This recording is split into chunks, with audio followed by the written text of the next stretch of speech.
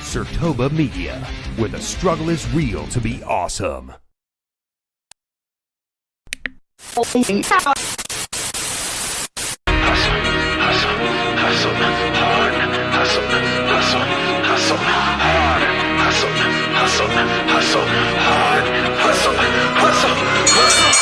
that weight to get that dough, but I don't break cause I've been broke. If ain't no pain, then ain't no growth. To keep it 100, I came in to run it and bet if I had to, I'd do it again. It ain't no race if I don't win. I push that weight to get that dough, but I don't break cause I've been broke. If ain't no pain, then ain't no growth. To keep it 100, I came in to run it and bet if I had to, I'd do it again. It ain't no race if I don't win. Trust I'm coming up for that top spot, coming up for that throne. Trust I'm coming up for that drop top, coupe sitting on. Hey, what's good, everybody? Welcome back to another episode of The Grind. I am your host, Korrey, and we are here to talk about all things WWE. And you can catch The Grind on Sertoba Media, SIRTOBA, every single Saturday, except for this one, at 4 p.m. Eastern, right on Sertoba Media's YouTube channel. And you can catch The Grind on so many different social media platforms. Those platforms will be available for you all to see at the end of today's episode. Now, let's get into what we got for today. It is officially Mania season. We're within 4 weeks of the grandest stage of them all. The show of shows, etc., is about to be on the scene. It's on the horizon. You can see it. And WrestleMania has always had this thing where we had, huge feuds ending, championship title changes, big celebratory entrances, etc. But one factor of WrestleMania that isn't really talked about a lot is the celebrity aspect of it. Now, there was a time where, celebrities weren't involved with wrestling at all. And, it was, wrestling was just wrestling. And at the time, it was good for what it was.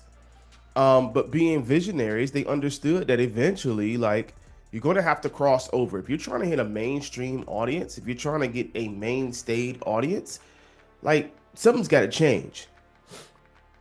So over the years, WWE, I think, has done a decent job of adding some celebrity faces into the world of wrestling, but some of them have had a greater impact than others. So today we're going to talk about the top 5 celebrities that I feel WWE has involved within their program in their history. Again, this is my list. You don't like it? You know what you can do. I got something for y'all. What? Get out! But share your list down below. Come on, let's get on this ride. All right, so number 5 on my list, I know it's going to be controversial. I know, and there's going to be a lot of people that don't agree with me. But again, this is my list. So number 5 that I have on the list is Ronda Rousey. Yeah, the Ronda Rousey. And even though her stay with WWE was short, and then she left, I believe, to have a child, and then came back for a little short stint, I think her impact and who she was in the moment added value to a women's division that didn't have a clear outlook, clear face to it. They were bringing up, up-and-coming stars like Asuka, Ember Moon, and some others from NXT, but nobody really just was like, you have stars, you have people that can wrestle, you have your stars, and then you have those that bring tickets into the building. And at that point, the women's division was kind of, for lack of a better term, stale. And, we were, okay, Charlotte Flair was getting all the pushes, and, her and Becky, the four horsewomen was kind of going back and forth with each other. And then Asuka comes on the scene, and they didn't do too well with Asuka, which, to be honest with you, really kind of take me off. They had Alexa Bliss, who was doing pretty well, but she still wasn't that needle mover that they needed. So Ronda Rousey comes onto the scene, of WWE, and it brought some life into that division. Now, I think it kind of hurt her a little bit that, she got bing, bop, bim, boom, boom, bop, bam by Holly Holm, and then again by Amanda Nunes. coming into the WWE situation. And it's no shade. It's no shade. I know y'all gonna be like, why are you bringing that up? Well, you know what? It happened, okay? So we got to talk about it. It is what it is. Doesn't take away from her legacy. So when you think about what she's done over her UFC career, the trailblazer that she was, and still is, and then coming over to the WWE, and let's be real, like her moves was cool at first, and then the match that she had when she was teaming up with Kurt Angle against Stephanie, and Triple H at Mania when she debuted, it was really like she was an attraction at first. And then because of the fact that her character didn't translate, because they was trying to make her into a face, and let's be real, Ronda Rousey was better as a heel. Should have started off as a heel. I don't know, you just introducing her to the fans, but like she could have attacked the biggest babyface on the roster. I mean, who knows? And then her inability to cut promos, man, hurt her so bad. Her promos came off as forced. It came off as someone that wasn't confident in themselves. And I think like WWE has some blame in this situation, because they should have made sure that woman was 2,000% ready to go. Instead of sometimes just worrying about the dollars, you got to worry about the investment into the person that's going to make you the dollars first. So, they did do her disservice, and then her moveset wasn't the greatest. And, her talking trash during the matches didn't really add to it. So, Ronda Rousey is number 5 on my list for her impact on the women's division. It brought life, and I do not believe we get the crash out demand Becky Lynch without Ronda Rousey being involved in some way or another. So Ronda Rousey has her place on this list, and I think that her impact for that short amount of time helped change around the women's division that was going down in the dumps. Ronda Rousey, number 5 on my list. Again, another controversial one that, maybe some of you all may agree with, maybe some of you all won't, and it's okay. But number 4 that I have on my list is none other than Mr. Punt Man, Mr. Colt, Mr. Indianapolis himself, Pat McAfee. Now, Pat McAfee took us by surprise, right? His personality always showed on the football field, but we didn't realize like this was in him. So Pat McAfee comes out on NXT. It was during the COVID era, if I remember correctly, and he ends up having a feud with Adam Cole, and their match was phenomenal. And Pat McAfee showed the off. I mean, and others was like, he's stale and I don't really like him and blah blah blah blah. But you cannot deny that man could wrestle. He wrestled Adam Cole in a fantastic match. I don't believe he won that match, but the punt, like. It was just amazing to see someone transition from that type of sport from the NFL as a punter, who people don't really look at as athletic. I think only him and Marquette King are the only two that people really talked about punters that's being, athletic. But like, see him transition over, hitting, poison ranas, hitting Canadian destroyers, jumping on the top of the ropes, hitting, moonsaults. Like Pat McAfee, you could tell he really put in the work, and he's a fan of wrestling. It was just amazing to see. He had a few matches afterwards with a few others that, it was good. He was in the Royal Rumble recently, a couple years ago, I think. And, he didn't want no smoke with Omos when he got in that ring, so he hopped right on back out of there. But Pat McAfee has been amazing at whatever he's done, whether it was in the ring and right now in commentary. The man is hilarious. And I love the fact that WWE doesn't try to filter him. Let him be himself, especially with them being on Netflix now. So, and him and Michael Cole is a great pairing. He brought Michael Cole back to life after years of being shelled in. Michael Cole, I think, is being Michael Cole again. So, Pat McAfee, the impact that he has had on that commentary booth, bringing wrestlers to life, a lot of the things he did to help wrestlers get over, like he always yeets with Jey Uso and things of that nature, dances off. Like Pat McAfee has had a huge impact celebrity-wise on the WWE, and that is why he's number 4 on my list. All right, number 3 on my list, and we're gonna take it all the way back in the day. This gentleman at WrestleMania 1 tag team with Hulk Hogan against Roddy Piper and Paul Orndorff. And it's no other than I pity the fool himself, Mr. T. Mr. T is a well-known actor over the years and a prior wrestler, retired wrestler, who was a part and was an essential part of helping pop culture, regular culture, get over to the fans inside of the wrestling world. Now, there were a few others before him that, was a celebrity and got into that realm. But I think when you think about like black culture, like he was the one that helped transition that over into the world of wrestling. It's not to say that it wasn't popular before, but I think he was like more of a prominent figure.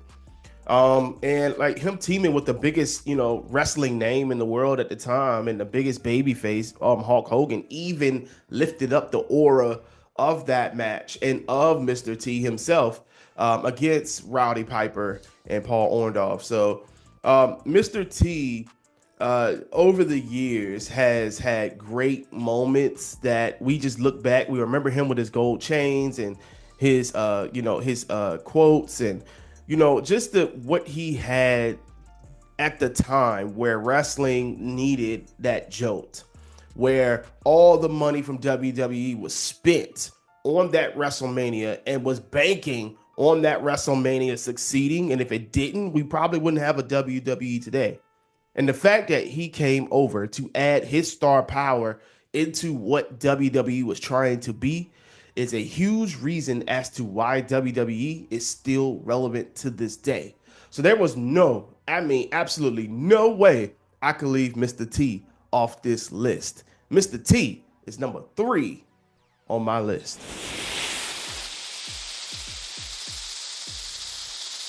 All right, so number 2 on my list. Y'all, I really fought between 1 and 2 on this list. I really did. And there is one astute reason why this person is number 2 is because they're just not, consistently doing it. They're not consistently doing it. So number 2 on my list is the sensation, worldwide sensation, top artist in the world, Mr. Bad Bunny himself. Now, Bad Bunny debuted at WrestleMania, partnering with Damian Priest against Miz and Morrison in a match that, we was like, oh, okay, Bad Bunny's a part of this match. That's cool. And then Bad Bunny started going off, jumping off the top ropes, the destroyers, suplexes, choke slams. Like, we did not realize that Bad Bunny had all that in him. But you could tell that people had been working with Bad Bunny to get him ready for that match. And that match set a new standard for celebrity guests. Celebrities that want to wrestle, you better be better than Bad Bunny. I'm telling you that right now. You better be better. You cannot just jump in the ring and just do the small timid things now. Bad Bunny has raised the bar. And even then, like with his follow-up things that he's done, he was in the Royal Rumble, he ran up against Brock, and that just was not a great thing.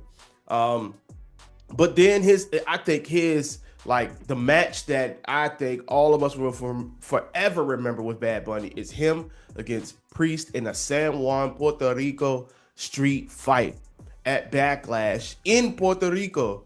And I'm telling you right now, that atmosphere was bonkers. It was insane. We had never seen an entrance like that before, where it just radiated so much aura and so much energy, and like it was just the right match for that time. And then they put on a hell of a show. That main event was, oh my God, that main event was fantastic.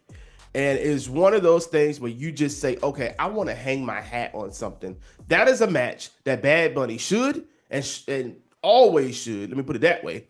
Bad Bunny should always hang that on his hat, his proverbial hat, that match up on his wall. When people ask him what is his favorite matches of all time, it's got to be one of those. Bad Bunny, as the top selling artist in the world, added so much to WWE, not just the fact that he was a celebrity, but he added to the ring, and he could go. And there was rumors kind of swirling around that he was about to appear again. And you know what? I wouldn't be mad if it came up. I wouldn't be mad if he went against number 1 on this list. So Bad Bunny, number 2 on my list.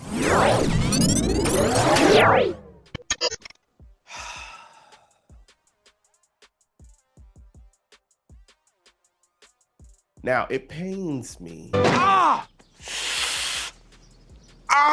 so much to have to put this person as number 1 on the list. Because as a person,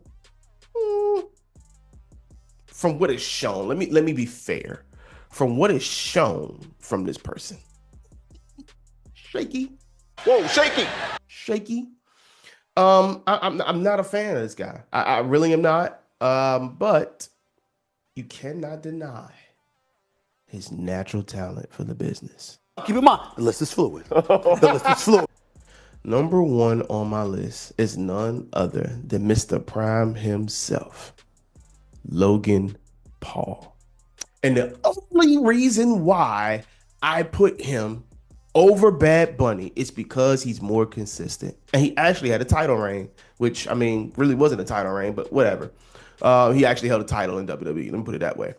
But Logan Paul is number 1 on my list. And because he is probably the best celebrity wrestler, not probably, let me take that back. He is the best celebrity wrestler we have ever seen in WWE. Point blank, period. I will not argue with you. Argue with your mammy. Celebrity wrestling wise, ability, adapting to the circumstances, knowing how to protect your opponent, etc. There is no one better than Logan Paul. Point blank, period. Celebrity wise. Okay? Logan Paul bursted onto the scene in WrestleMania 38, tagging with The Miz to go against the Mysterios at the time before, Dom realized he had a deadbeat dad. But Logan Paul burst onto the scene, and it was immediately apparent his aura and his athletic ability. Throughout the years, he has had many moments, such as one that stands out is him and Ricochet standing outside of the ring. I believe it was during the Royal Rumble, and them springboarding and jumping into each other. Oh my God, that was so crazy. Or his match with LA Knight for the US Championship at last year's SummerSlam, and did a assault that we have never seen, a moonsault we've never seen outside on the ring apron. And he literally jumps and springboards from the outside off the rope and does a moonsault. One wrong move and Logan Paul is probably deceased right now. And that was done so beautifully, right? And I mean, his match with Roman, the first thing that really made him go viral, I believe was that Crown Jewel. And, it was like a 9-foot jump from the turnbuckle onto the table. And this man is recording it with his phone, live on his phone as he does a frog splash onto Roman through the table. I can go on and on and on and on. But there is no doubt that Logan Paul is the most talented in wrestling. Now, his character is kind of boring. His promos, boring. But there is no doubt in my mind that when that bell rings, that man can go. And he has developed his moves over the years as well, and has allowed us to see him evolutionize into what he is today. Now, I can tell you right now, I don't know what his finishing move is. I'm going to assume it's this, this knockout punch he got with his right hand or whatever, because he has plates in his hand. But I mean, it would be nice to see him have a distinctive move, and it'll be nice to see him be more consistent on the shows. We got to get Logan Paul something going. He needs to be in an actual storyline. He said he was going to do this full time, but, where you at, dog? Where you at? So, because of his talent, because of his evolution, because of the moments that he has had, and he actually has held a title for over 200 days, Logan Paul is the number 1 celebrity crossed over into wrestling on my list. And there you have it, everybody. My top 5 celebrities in the history of WWE. It's not just about one thing or the other. It's totality. What is their impact on the business? Are they great wrestlers? What do they bring to help evolutionize the business? And I hope that you all will take some time and share your thoughts in the comment section down below. Tell me who you think has had the most impact as a celebrity wrestler, celebrity guests, whatever it may be, that helped elevate wrestling or evolutionize wrestling, or their talent was just completely undeniable and you just can't like turn it off. But again, I appreciate you taking some time to spend time with me this afternoon. I hope that you all are having a good day. It seems like to be a great day outside. So, if you're not allergic to pollen like this clown here, go outside, have a great time, and, get some ice cream or something, get some air, touch grass, as they say. You could catch The Grind every single Saturday, except for this one. There will be a special start time of 3 p.m. Eastern for this episode. But every single Saturday, 4 p.m. Eastern, right here on Sertoba Media YouTube channel. You can catch The Grind on other social media platforms. You will see that here in just a second. And what I would like for you to do is stay true to what you do, stay true to why you do, and always stay true to you. I'll see y'all next week. Happy Mania season. I'm just a servant now. I go where the circle takes me.